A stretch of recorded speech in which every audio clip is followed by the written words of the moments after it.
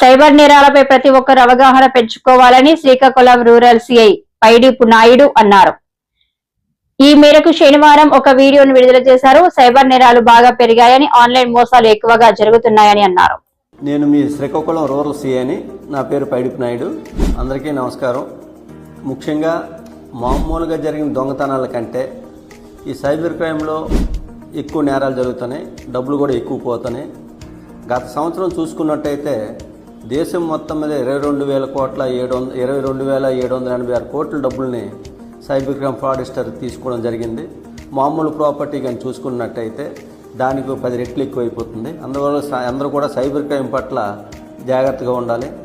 ఏ వ్యక్తి అయినా నీ కూతుర్ని అరెస్ట్ చేశాము, నీకు అన్యాయంగా నీ అకౌంట్లో డబ్బులు పడుతున్నాయి, మిమ్మల్ని డిజిటల్ అరెస్ట్ చేయాలి, మీ కూతుర్ని అరెస్ట్ చేస్తాను, కేసు కడతాను అని చెప్పి ఏ వ్యక్తి నుండి అయినా వాట్సాప్లో కానీ ఇన్స్టాగ్రామ్లో కానీ ఏదైనా ఫోన్ వచ్చినట్లయితే అట్టి కాల్ని నమ్మొద్దు. ఎట్టి పరిస్థితుల్లో కూడా డిజిటల్ అరెస్టులు అనేవి లేవు.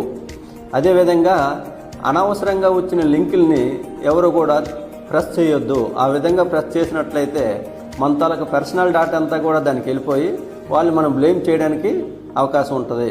ఏ పోలీస్ ఆఫీసర్ కూడా మీ యొక్క పోలీస్ ఆఫీసర్ కానీ అదేవిధంగా బ్యాంక్ ఆఫీసర్స్ కానీ మీ యొక్క పర్సనల్ డేటాని అడగరు. ఆ పర్సనల్ డేటాని ఎప్పుడూ కూడా ఎవరికి కూడా ఇవ్వద్దు. ఏ వ్యక్తి కూడా హనీ ట్రాప్లో పడవద్దు.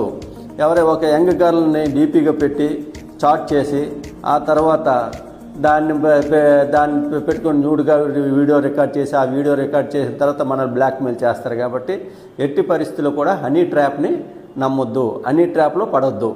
అందువల్ల ప్రజలందరికీ మా పోలీసు వర్తలకు విజ్ఞప్తి ఏంటంటే ఎట్టి పరిస్థితిలో కూడా సైబర్ క్రైమ్ బారిన పడవద్దు.